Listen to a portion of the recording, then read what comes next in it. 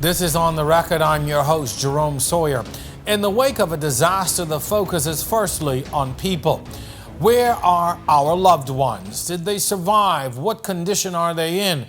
What do they need? How can we help? All natural responses. But imagine having those same questions for dozens of people in both islands, all your employees. Cable Bahamas provides cable services and fixed line services through REV, along with cellular service through Alive.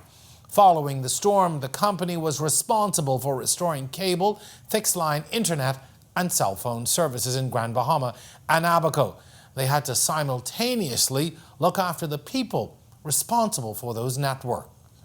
For days after the storm, many businesses of varying sizes had to provide humanitarian relief, relocation, and even counseling for employees affected by this monster storm. And now, 2 months later, many businesses are still looking after their human capital. In this edition of On the Record, we take a look at how our parent company here at RTV has had to manage a massive recovery of people and networks. We begin by sharing the tales of survival and rescue endured by some of the employees on those islands. In Grand Bahama, the company's headquarters in downtown Freeport, while open for business, has become so much more than just a physical space to carry out business. It's a place of refuge. It's also where many employees are able to escape the realities of homes and communities still in shambles. Olivia McIntosh is a sales rep for Cable Bahamas. She's thankful every day to be here, as Dorian nearly cost her life and that of her toddler. She was stuck in her home in Hudson Estates. This hurricane became a desperate fight to stay alive. When we looked, the water was coming towards the house. My car was right inside of the house. I could see to the first tire, look again to the back tire. So I was like, okay, it's just a little bit of water coming in, until one of our neighbors came running over and said, y'all needs to get out now, the water's coming. So we went inside, started grabbing up a little bit of stuff to take with us. I grabbed my son and got him dressed, grabbed my bag, little backpack that I always tote around with my IDs and stuff in it. So got it trying to come out. By the time we get out, the water's already in the road. It was me, my auntie, my son, 1-year-old niece, my god sister, and her husband. We got in their Jeep trying to get out through the corner. The water was all over in the road, almost the height of the side of the door. And got around the corner, we see the entire neighborhood trying to get out at the same time. Cars stalled out in the road. I'm on the phone trying to call my boss, Mr. Petty. Is like, oh, the water is coming, we're trying to escape. All these cars in the road, nowhere to go. He's like, okay, we're gonna try to see if we can send someone out to help you and see how that goes. Still trying to get the Jeep stalled out. We got out the car, the kids still in the Jeep. We got out. We had to push the car, try to push the Jeep so that we wouldn't be stuck. Call him back, he's like, okay, it's not looking too good. No one can get through, So the guys through the neighborhood, they think pretty fast. So they cut the fence out a neighbor's yard, and we just turned through trying to get through there. We was like separated for a moment, hopping two different cars, trying to get out. We had to hop out that car, knock my knee on something in the water I couldn't see because it was already up yay high. So trying to get out, I'm like, the sail like inside. I started to panic inside, but I didn't let it show on the outside because I had my son. I just needed to say, okay, mommy ain't panicking, she good, so we good. I took the blanket and I cover his head.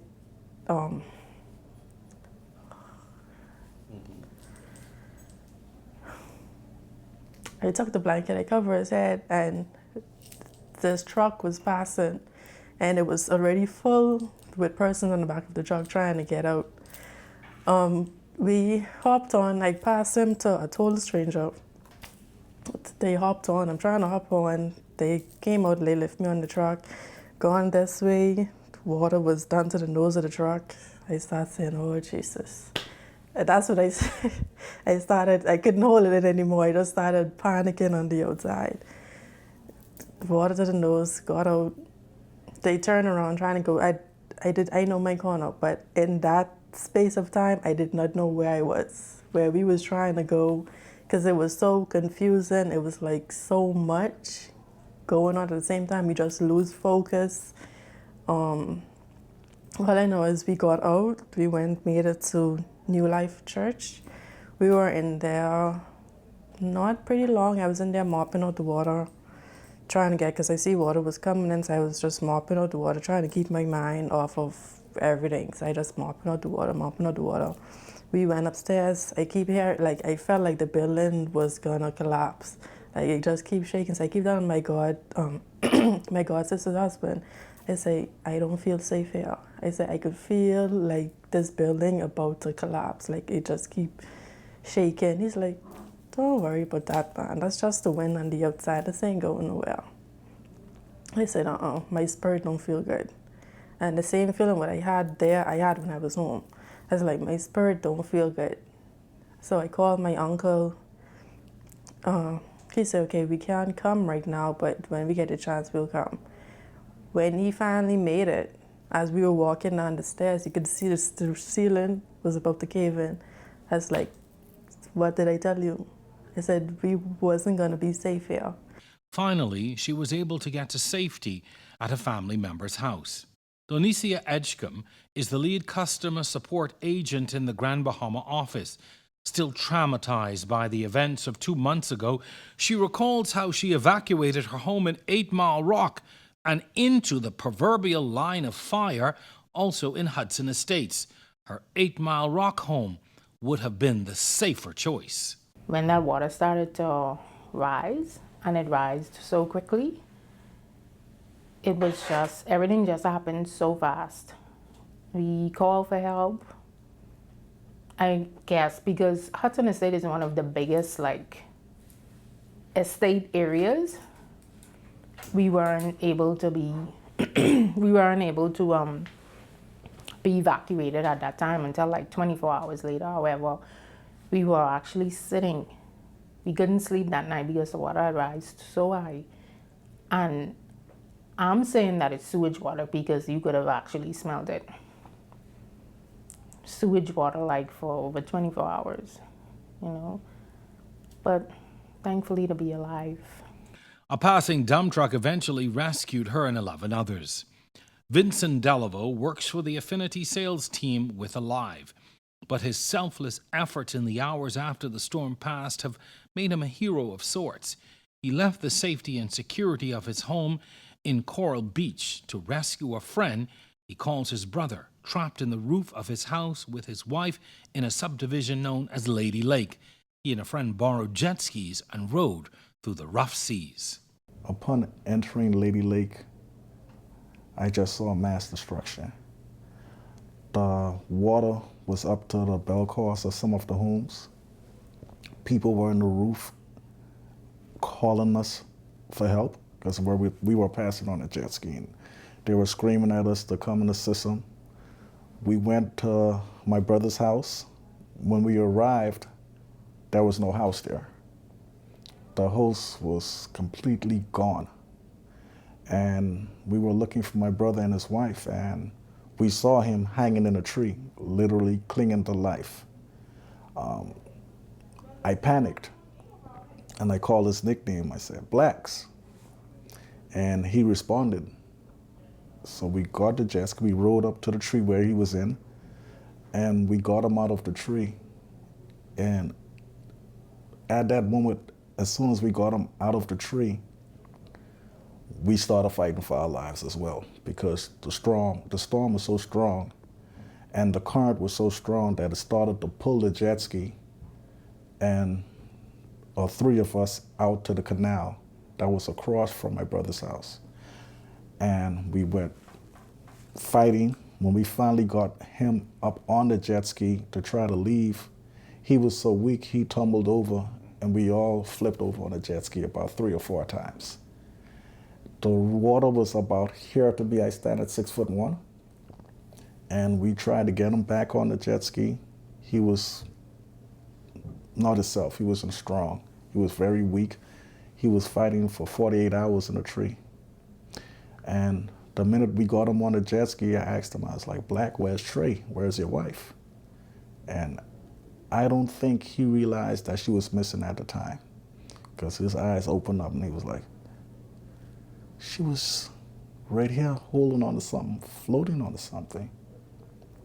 So we looked out, we called for her name, and we knew immediately we had to get him to some type of medical assistance.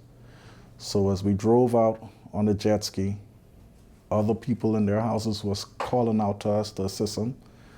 We got him out, and when we got him out, his brother took him to the hospital. I went back in with a friend of mine by the name of Billy. Billy's well known around here. And Billy was like, I have my family that's stuck in the back at Lady Lake as well. Let's go. So I said, Billy, I'm very exhausted. You will have to drive the jet ski, and I'll ride behind you. Just take your time, because the wind is strong, the currents are strong. And as we left, the current and the winds took us straight into the bush. So Billy and I, we toppled all of off the jet ski. And from there, I was fighting for my life and helping to save Billy as well, because we were stuck in the tree and we were basically going underwater. So I had to lift Billy up. My foot was stuck under him. I got my feet loose. I had to dive under the jet ski because his right foot was stuck on the handlebar. So when I dove under the jet ski, I had to help loosen him up. We pulled each other back up on the jet ski, and we went into Lady Lake, and we went to his family's house. The minute we pulled up to his family's house, I heard a baby crying. And my first words were, where's the baby? And I heard a young lady said, we're up here. And I looked. I saw two ladies, a 3-year-old boy, and maybe a 3-month-old baby in the roof. The walls in the house was completely gutted, gone. There was nothing to stand on. And by me being the tallest person, there was a little small flimsy counter, and Billy was like, Vince, I'm gonna hold this counter, climb up on top, and see who you can pull down. So Billy held onto the counter. I climbed on top. I told her to give me the baby first. She gave me the baby. I passed the child to Billy. There was another guy in the house as well. So I passed the child to Billy, and Billy gave the child to the fella there. And then I told her to pass down the 3-year-old. The 3-year-old was very hysterical. He was screaming, he was afraid, he was traumatized. He didn't want to come out of the roof. So, I had to talk to him, and I was like, come on, I got you, you can trust me. You're gonna be safe. So I finally talked him into letting his mom put him down to me. And when we got him, I came back down, I told the ladies, well, I'll be back for you guys. Billy's gonna stay here. The guy who had the little baby, we wrapped him inside the vest, and I rolled him out. Then I came back in, got the 3-year-old, pulled one of the ladies out of the roof, went and dropped them back to safety, came back, and we were back and forth in Lady Lake rescuing people. We then went over the Casarena Bridge, and that's where I saw some total destruction. I saw things that I don't ever want to see again. I've seen a lot of deceased people, total devastation. The persons that we rescued, they were totally traumatized. You could see it in their eyes, like, we're safe, but as if they couldn't believe that they actually lived and made it through what they went through. And then we tried to cross the canal to go into another neighborhood. But trying to cross the canal, the current was so strong that it actually fling us and the boats like a piece of paper. And the current tried to take us out to wherever the canal was leading to. The only thing that saved us was there were some down power lines that was crossing the canal entrance. And if it wasn't for those power lines, I don't think I would have been here. Desiree Joseph serves as the marketing coordinator and social media assistant for Alive in the northern Bahamas. She admits nothing could have prepared her for the deluge of cries for help that flooded the company's social media pages. Asking us, could you help us? Could you call the hotline numbers first? Could you call the emergency NEMA numbers? We need to be rescued. Or my aunt, my grandmother, my cousin, my sister, my husband, my wife needs to be rescued. So with that coming in, just rolling in, and with actually being in the storm, riding it out with my family, it was just so overwhelming at times, I wouldn't dare complain about the type of damages we got because they weren't extensive. I was the only one here in Freeport assisting with social media. We had our teams in Nassau, the ladies in Nassau who were dealing with it, and they were like, Desiree, whenever if you wish to not be able to do it anymore, just let us know and we'll take full responsibility. But I was able to give them updates for what was going on here, and tell them the things that I was receiving on my end, and it was unbelievable. Social media not only provided a means to call for help, but it gave Desiree and others in the company an opportunity to provide the kind of help that potentially saved lives. Social media was a tool that have never been used in this capacity before by young Grand Bahamians, mostly I would say, because they were the ones who were sending us the photos, they were the ones sending us the videos, the guys, the heroes who went out and were able to record while they were on their jet skis, while they were on their boats, while they were assisting the people. They were posting them, they were posting them on their WhatsApp statuses, they were posting it on Facebook, they were sending it to family members who also was on our network, and they were sending us to us and telling us, hey, this is happening in this area, I can't reach my people, can you actually call for me?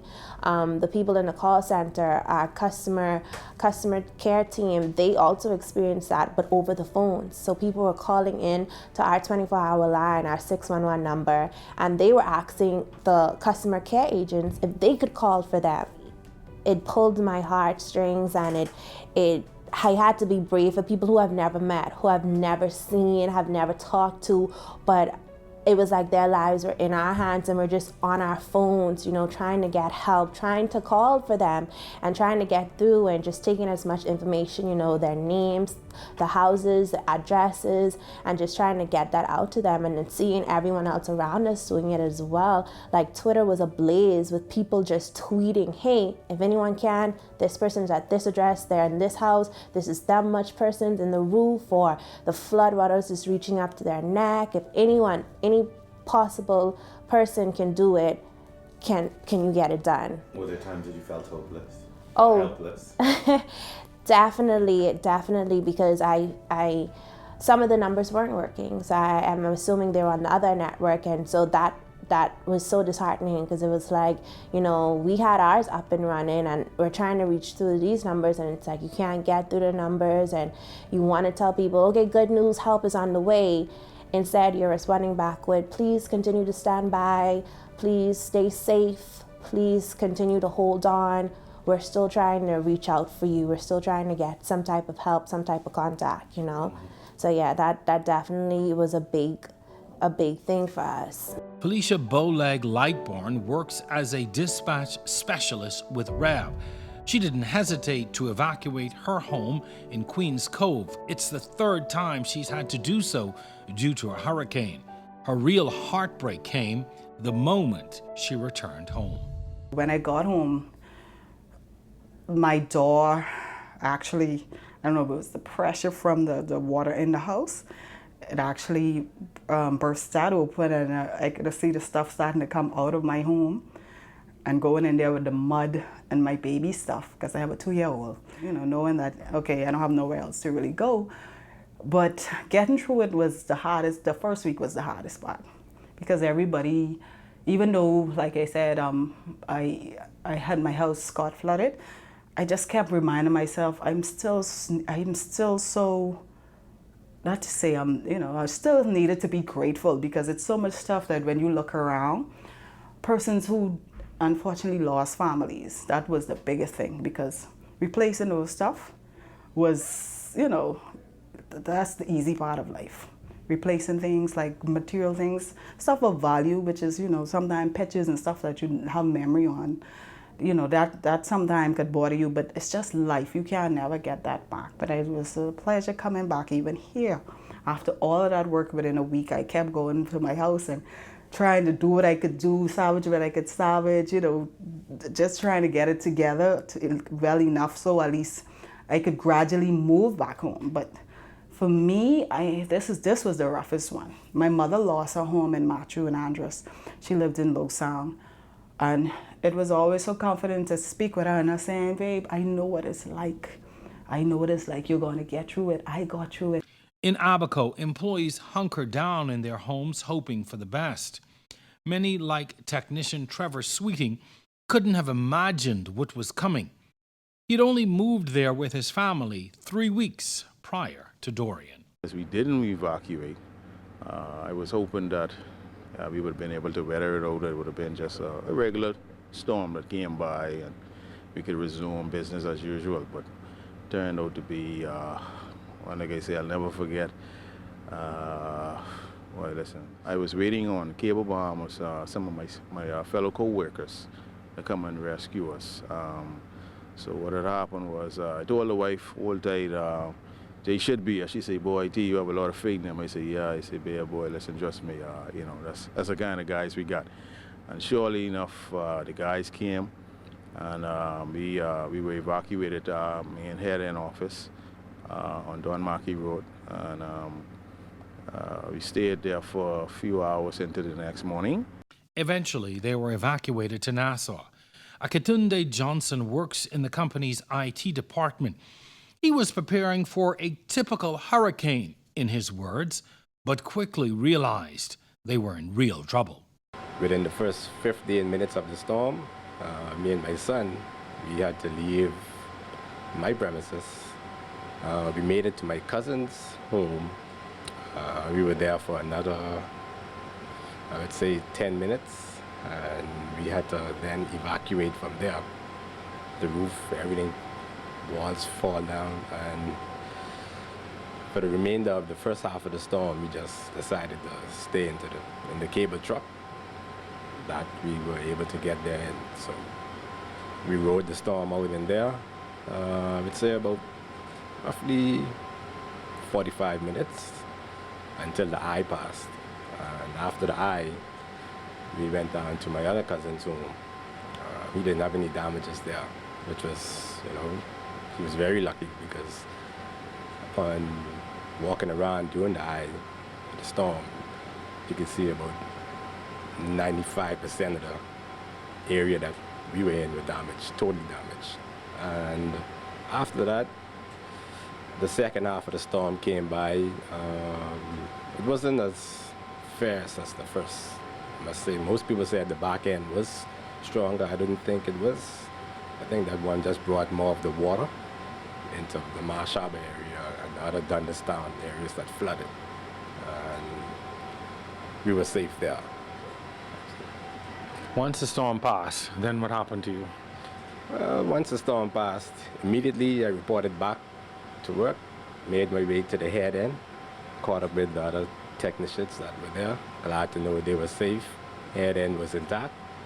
And immediately we got reports from the head team in Nassau to start the search and rescue for the remaining technicians that were on the island. We were able to locate the fiber technician. He was in Murphytown, but he made his way to the government complex. That's where we picked him up.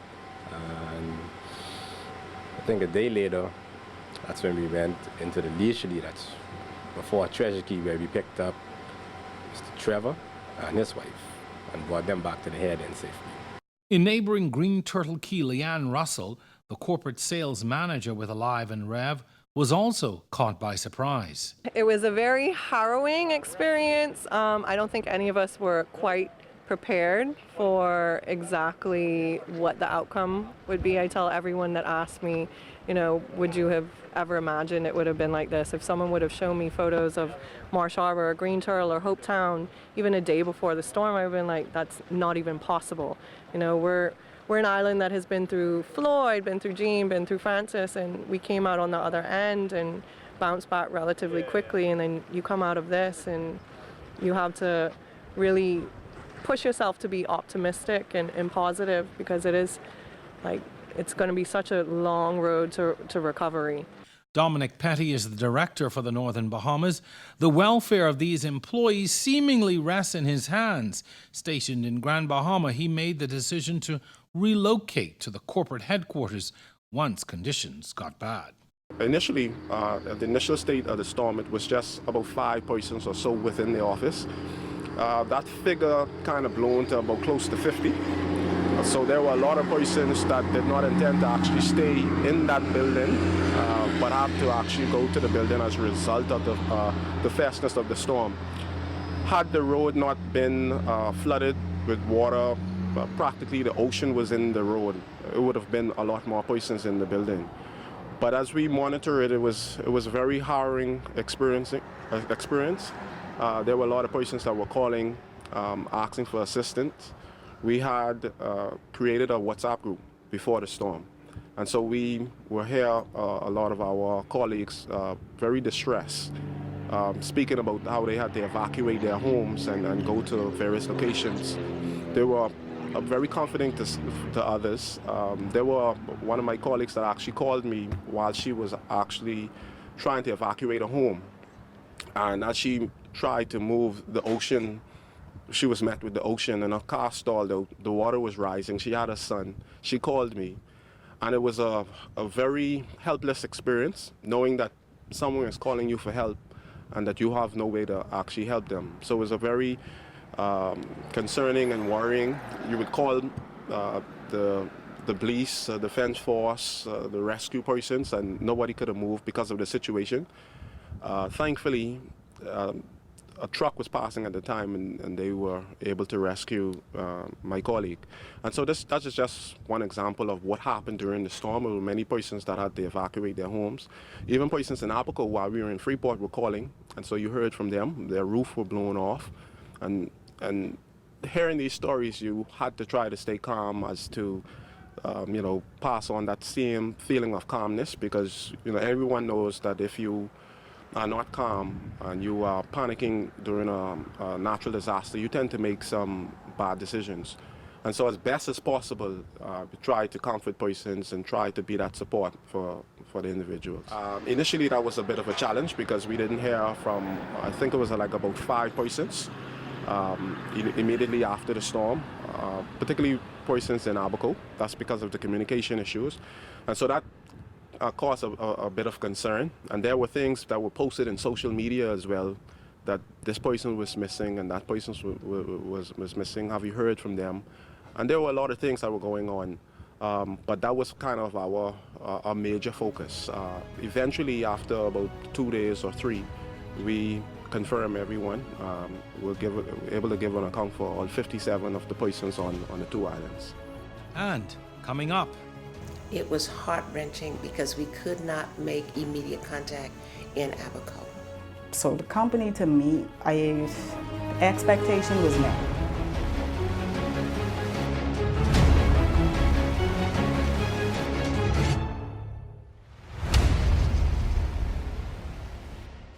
welcome to On the Record. Looking for more On the Record?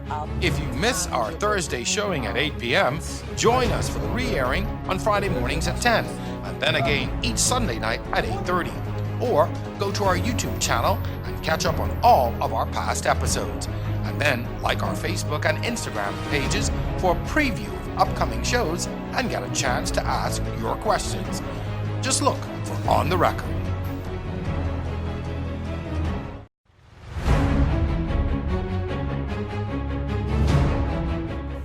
This segment is brought to you by Generali. Grand Bahama and Abaco account for the largest populations and economies outside of New Providence. For companies like Cable Bahamas, these islands account for large portions of business as well. In the aftermath of Hurricane Dorian, many of the employees who run the business on these islands needed help of all kinds. With a Category 5 storm just passed, reports of multiple deaths and injuries and communications to a minimum, people scrambled to try and establish contact. In the Cable Bahamas headquarters, the objectives were the same, the safety of the staff. Initially, not everyone was accounted for. It was heart-wrenching because we could not make immediate contact in Abaco. And even in Freeport, we still didn't have an idea of the extent of the damage. And so the calls fortunately our phones were up and we were able to make some type of contact, not in Abaco, but in Grand Bahama. Abaco was really difficult to deal with because we couldn't make contact. We knew we had not a lot of employees, but we had a few employees that were there, and we heard about the devastation. And it took us, probably 24 hours or longer before we could really get any information. And the first thing we did was check by name. Who's there? Where are they? Are they safe? One young man we couldn't contact for several days. It was really driving us crazy. It was him and his family. But we finally got a hold of them. Then the attention turned to assessing the immediate needs. The first thing you have to do in aid is make sure there's shelter, there's comfort, water, food, and shelter are priorities. And so once we find out where they are and what they're doing, getting them to a safe shelter, getting them warm and fed, and making sure that those needs are met, those are the priorities. Well, once you've secured your employees and made sure everything is fine, we have to assess what's happening with the infrastructure, the network. How much damage, is anything up and running? Are there things, what type of labor do we need to get to the location, if we can get there at all? What type of location? And remember now in Abaco, we had staff on the ground at the head end that were locked in to the facility, get to them, make sure that they were safe, and they were. Our facility there is very secure, and made sure those employees were okay. Then what we did was switch out, because they had already ridden the hardship of the storm. We switched them out and put a fresh group of employees in there. So once we've assessed the network, we had our technicians, some of them sitting on the beach, putting the fiber back together on their own. They are that committed. I am amazed at how dedicated and committed the employees are. They know that they got to get that system back up and running because lives depended upon it. And so many of them, once they go out and do the assessment and we're in contact with Nassau, we start getting equipment, supplies, whatever they need to get the system back up and running. Colleagues were now mobilized in search and rescue efforts and plans made to evacuate those who wanted and needed to go. Immediately after the storm, a lot of persons were being surveyed in terms of like your needs and things that you need. The supplies were sent over, essential supplies such as generators, tarps, flashlights, and things that persons could actually use in the immediate aftermath of the storm. So that helped, and that went a long way. In addition to that, we had a lot of persons that flown over. A lot of executives actually came just to be there, just to talk with the staff. On top of that, the company had hired professional help, psychologists, just to sit with the employees for some time, just to talk about self-healing, and just to talk through these things, think through what you went through, so that you could kind of come out, in a better light. So that's super company. Listen, I don't even know where to begin. That's how gracious they was from start to finish. The kind of way they supplied food, clothing, whatever we needed. My wife and my little one, they made sure that we were straight. And they spread it out to the wider community, so that was important. Yeah, so that's. The premises in Grand Bahama provided temporary housing for employees and their families, along with meals and sometimes just a place to escape their current realities.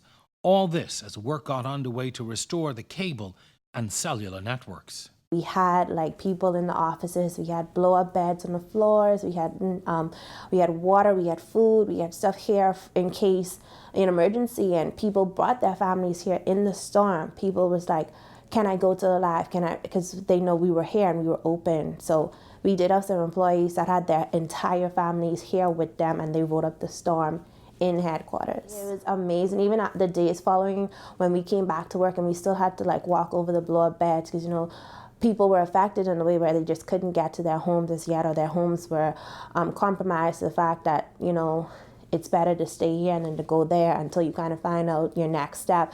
So even in that, we were trying to be as sensitive as we possibly can, not going in those offices, closing those doors, and just kind of giving those people those privacy in order for them to kind of figure out, what to do next to get back to some sort of sense of normalcy. As an employee, I was really grateful. However, COO of the company, they reached out personally, to make sure that everyone was okay, myself. And in terms of that, they really helped with care packages and lots of other stuff. HR calling to find out exactly what were your needs on an individual level, and I was really appreciative of that. But the fact that they were able to even have someone prepare food for us over a month while we were able to come to work. I didn't even have to worry, I have to go and get something, stuff like that. I did not even have to worry about. But he asked me if I had somewhere to stay. The fact that I had somewhere to stay, that I guess was a plus. I'm sure they would have been able to try and help me, but I have a sister who at least I was able to crash by her.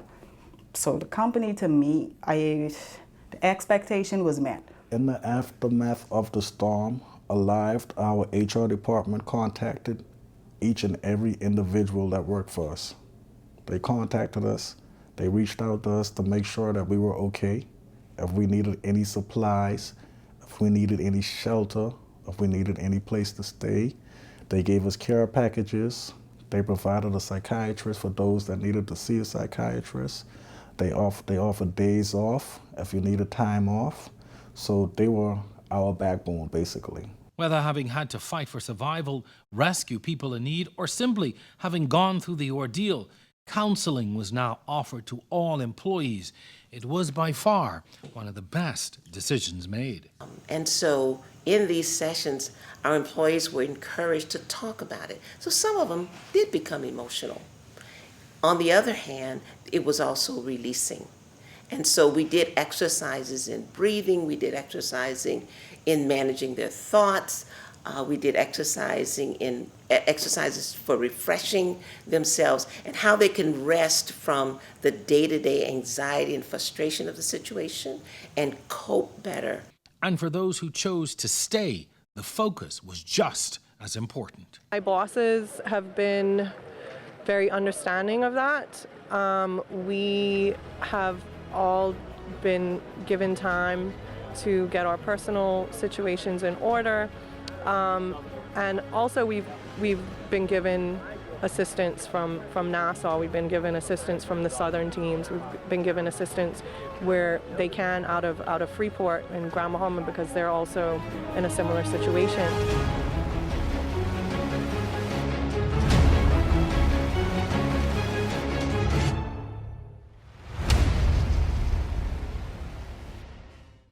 This portion of On the Record brought to you by Generali, your employee benefits solutions provider. You know, Matt, where in the world is Matt Lauer? Where in the world is Ellison Greenslade? And so it's about the low value of continental Atlanta. So we can talk about it. More on the record tonight, the government's purchase of the Grand Lucayan is a hot subject in the news. We're going to...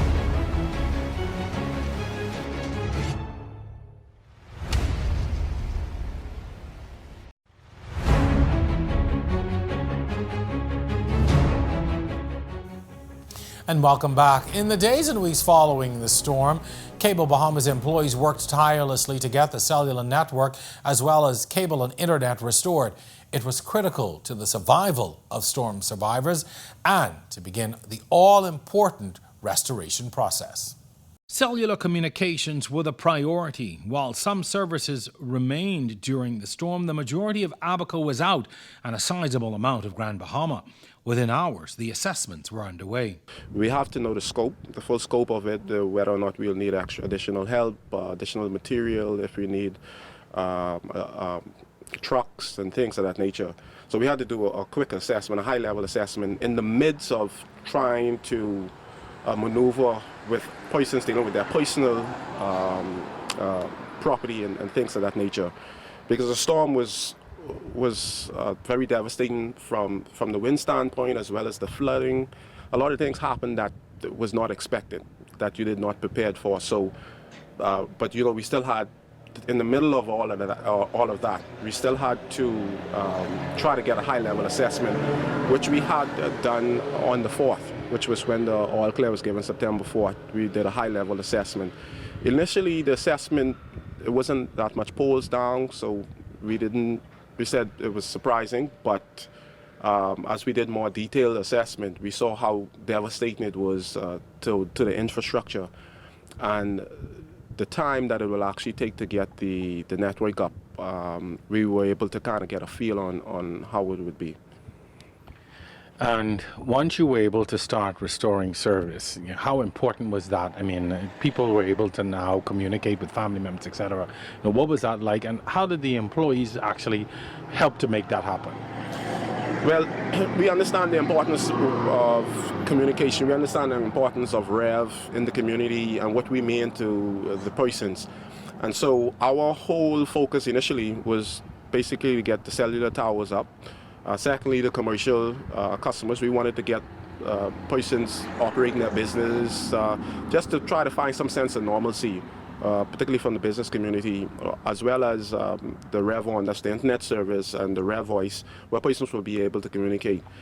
Initially, after the storm, we had to kind of dovetail behind the power company, Grand Bahama in particular, GB Power.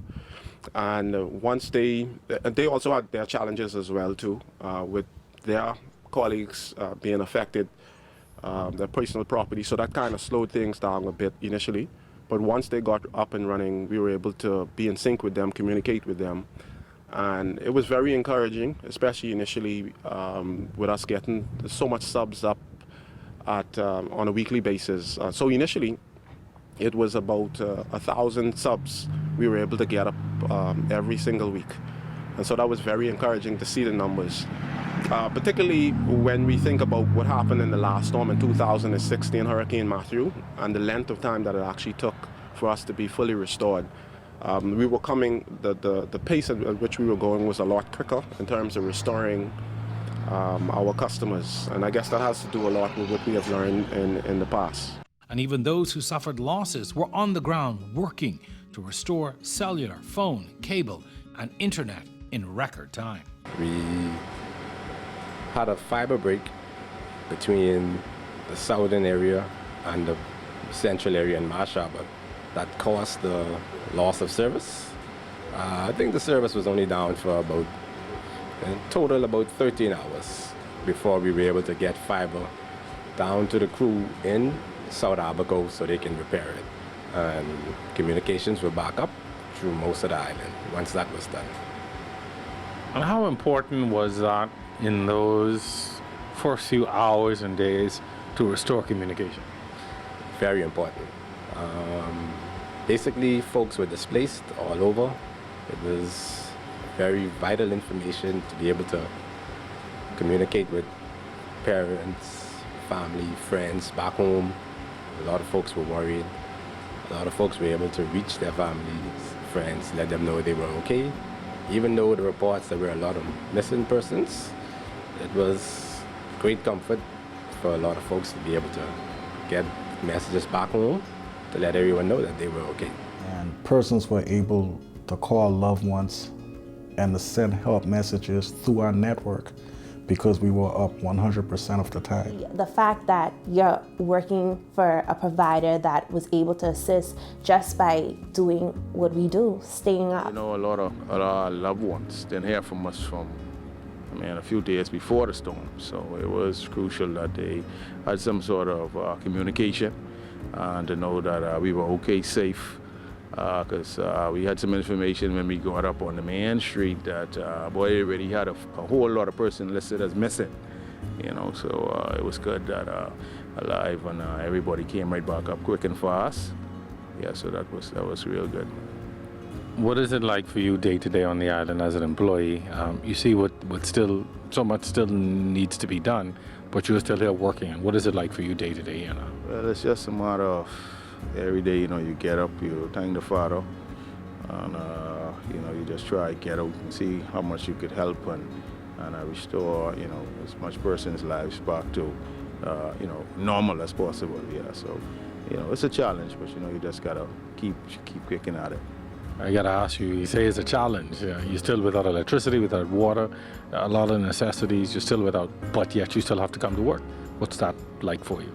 Well, like I say, every day it's just one step closer. As you can see, some progress is being made, oh Lord, so far. So just gotta keep chipping at it. The technicians, they work every day tirelessly trying to make sure that not only the staff, but the entire community is back up and running, make sure we all, have some place to go, that everyone have something to watch, stuff. So everyone played a pretty big role. The dispatchers, they work tirelessly trying to make sure that the system is up, everybody's services is working, and all of that good stuff. So everyone played a very vital role in making sure that the Freeport is back to not back to where it was, but to a stable place per se. But in terms of services to customers, our technicians did a pretty good job in the restoration process.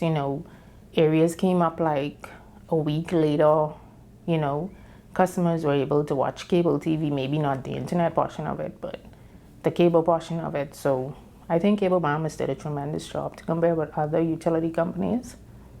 We didn't have communication on the keys until Alive and Cable sent their engineers in. It was very disconnected. So you look at a place like Abaco and you think everything is very close together, but logistically it's so spread out. I am very blessed working with Alive.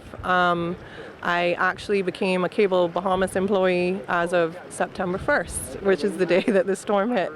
But I have felt nothing but pride in both of my sister companies with their resourcefulness and how they expedited everyone getting back up in communication. Being in Green Turtle and just seeing the tears of joy that when we did get a live service over there, people who hadn't spoke to their family in 5 days. They didn't know what was going on the mainland. We only had satellite phone communication.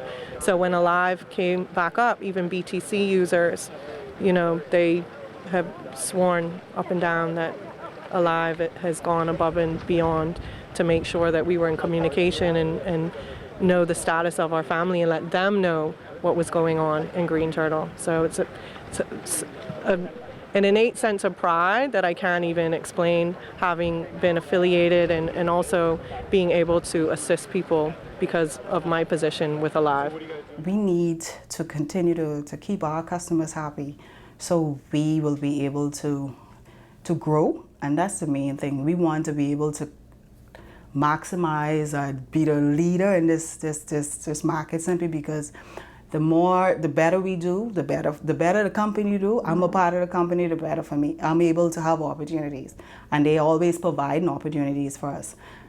Even though Freeport may be a smaller office, if you see opportunities are allowed, the good thing about it, if we get more business, that's more opportunity for everybody, whereas you can move even in different departments, and that's one of the main goal for me personally. I don't want to always stay stagnant, but the only way that's gonna happen if we keep our customers happy and getting the system up in a timely manner when everybody else sleeping. I was thinking, what we could do this. Once we stuck together, and like I said, being here even helped me get through the whole ordeal. You home, you working, you're thinking. But being around to me, this is family. You see, and getting those system up, being here to be able to assist the guys when they call in for certain things, it was amazing. I just liked how everybody was eager to go out there and work. Yet for all the hard work of the employees, restoring network services wasn't only about getting the services up and running. They bring to the customer the feeling that there's hope for the future and that no matter what happens, we're going to be there to help them through it.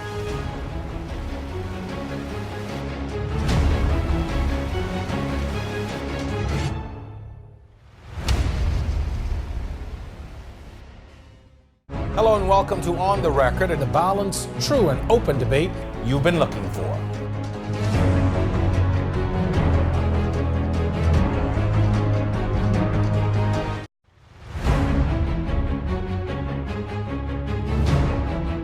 And joining me for this final segment is the man who has had to oversee the entire restoration process for Cable Bahamas Limited. He's Group Chief Operations Officer John Gomez. Welcome. Thank you, Jerome. We have been looking at this entire, I call it ordeal for Cable Bahamas. You have a situation now where you've lost cellular service in some places with Alive, so you've got to restore that. Cable, internet, fixed line, all of these things are now in need of restoration. But you've also got staff members who are in need of rescue and restoration. What was it like having to guide that entire process? Right. Well, Jerome, I'll tell you, I mean, I'll talk about the staff last because that's a very important ingredient that made this whole thing successful. But let's talk about the network, right? When we look at the network of Cable Bahamas, I mean, this is not by accident in terms of what we have, the network for both Rev and Alive. Because the way it's situated, the way it's set up is that there's a significant portion of the network for Cable Bahamas that actually supports the Alive network. So even before the arrival of the hurricane, we had teams from Alive and Rev sitting together in a room on lockdown in the command center, just planning the strategy in terms of what steps you're going to take in terms of before, during, and after the hurricane. So that was huge in terms of just setting the baseline in terms of the strategy. And the overarching strategy for us is that the fixed line services, we were going to kind of put that on hold and concentrate on our wireless services in terms of the mobile services. We wanted to make sure, because we understood that communications was significant in terms of being able to talk to people on all of these islands during and after the hurricane as well. And then your people element, you know, we would have heard the stories of people who literally had to run for their lives. Some of them were without homes, etc. But these are the people who are still a part of the restoration process. So how do you balance the two? So Jerome, that's a very difficult thing for any leader to make, any decisions when it comes to the people element of it. But one of the things that we always ensure is that the safety of our people are paramount. That comes first and foremost. And so even when we were deploying teams, advanced teams to each of these locations like Grand Bahama or Abaco and even Eleuthera, we made sure that they were all in secured locations. And then you did something interesting. You almost had to take on a humanitarian role as well in looking after the people. You know, for instance, the Grand Bahama headquarters was a home for people for a period of time. Right. So again, I mean, when that office was built and the way it was designed, it's built as a bunker. And so what happens, we always have staff who come whenever there's a hurricane coming through, whether it's here in New Providence, that's in the impact zone, or in Grand Bahama. Folks want to come into these particular facilities because they've been built and designed as bunkers. And of course, you have all the facilities with regards to video or internet services as well. But what it does, and what it did, especially in Grand Bahama, is that the staff, even though we had strict orders in place in terms of once people were in and that hurricane was approaching, everyone was to remain in that building and to stay secure. But what happened was that we had people, calls were coming in, there were families outside of those that were part of the staff that were in that building who were calling, and they were actually knocking on the door. And so we actually opened the door to get those people in to make sure that those folks were secured as well. And I want to talk now about sort of where we are with the restoration. You know, one of the things that we heard, a lot of people really praised the Alive network for seemingly saving lives. They were able to communicate, call for help, even communicate with loved ones in the aftermath. But where are we with the full restoration of that, and now also your on the Rev side, your restoration of cable television and internet services? So let's talk to the Live side first. And as we all know, I mean, what the Alive team has done has actually been phenomenal. In terms of restoration, we're 100% restored with 3 Alive services.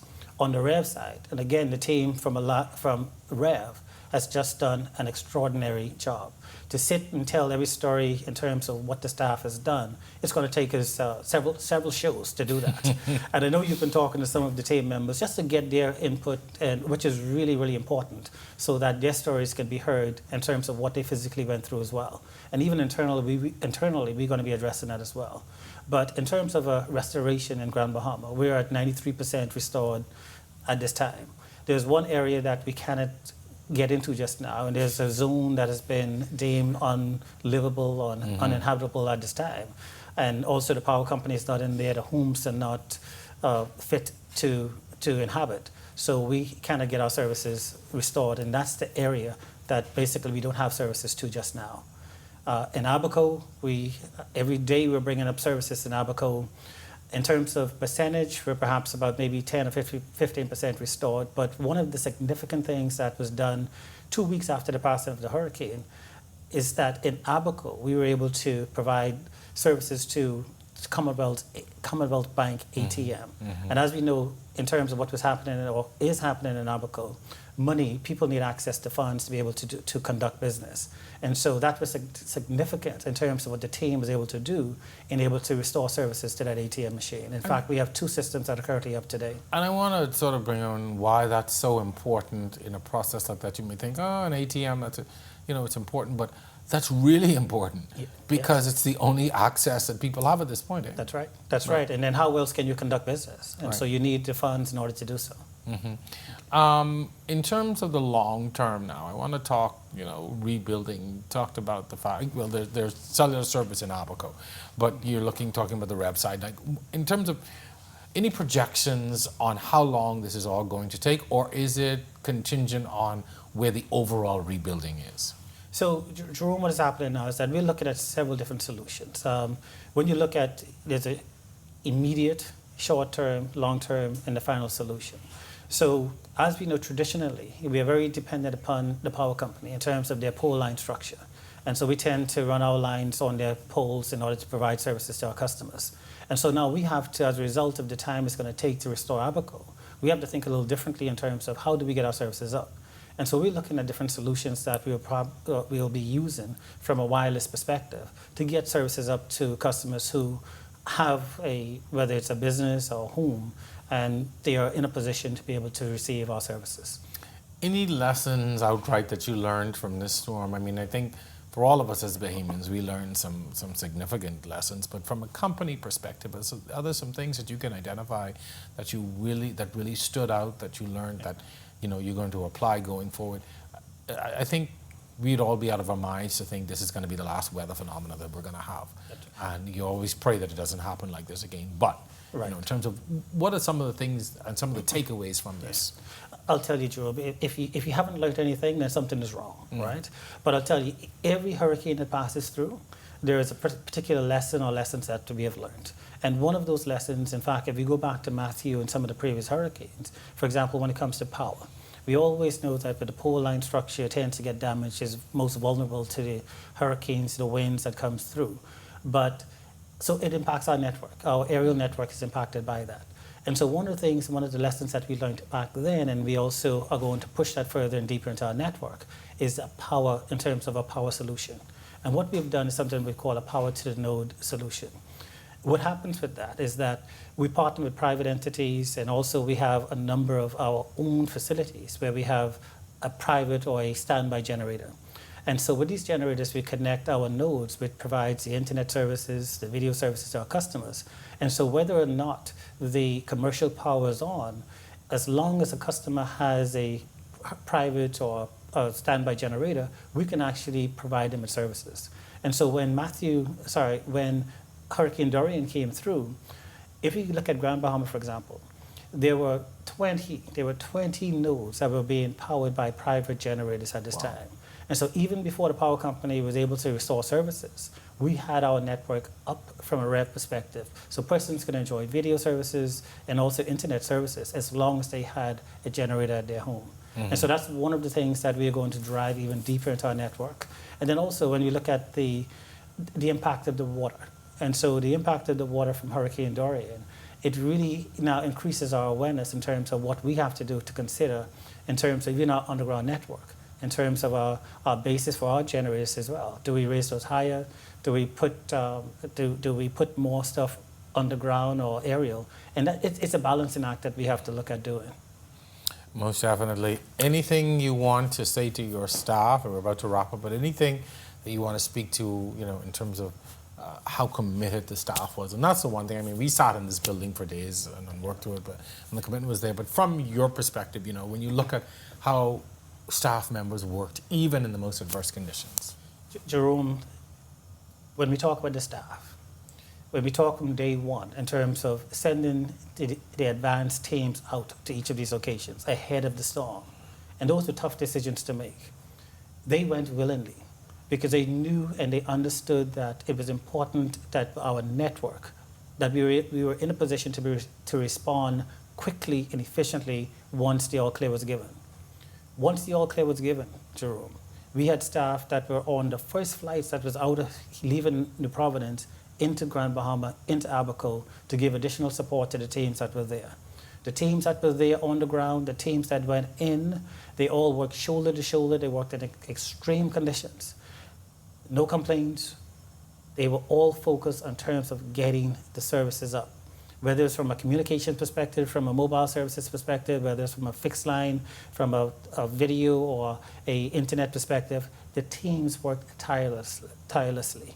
And so the commitment that they showed, it's really, I am incredibly proud of each and every one of them, including the coverage that we did on our record in terms of being able to take the show in terms of showing the people, showing the country what was happening in real time.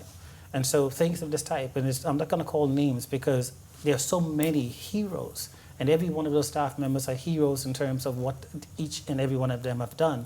So I want to say to each of you publicly that, guys, kudos to every one of yourselves. We truly appreciate you. We recognize the contributions that you've made. Thank you for everything that you do.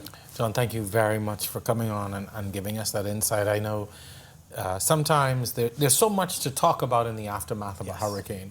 There's so many different angles and so many different spots, and we wanted to focus in on this because when it comes to restoration, what Cable Bahamas and the employees at Rev and Alive have been able to do is so important to that recovery, because critical in all of this is your ability to communicate, and then also to be able to, I know for me, like, television and internet gives me a sense of calm in my life.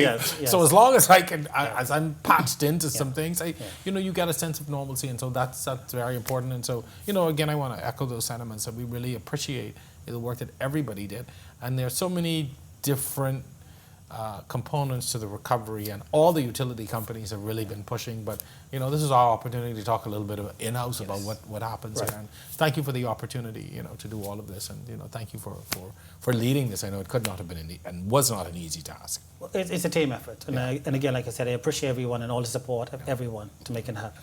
Well, thank you again for coming on and talking with us. Great, pleasure. Of course, that's going to do it for this edition of On the Record. I want to thank all of the employees of the company who participated, as well as my in-studio guest tonight, John Gomez. Thanks to my hardworking production and technical staff, and thank you, our audience, for watching week after week. We'll see you next time right here on The Record.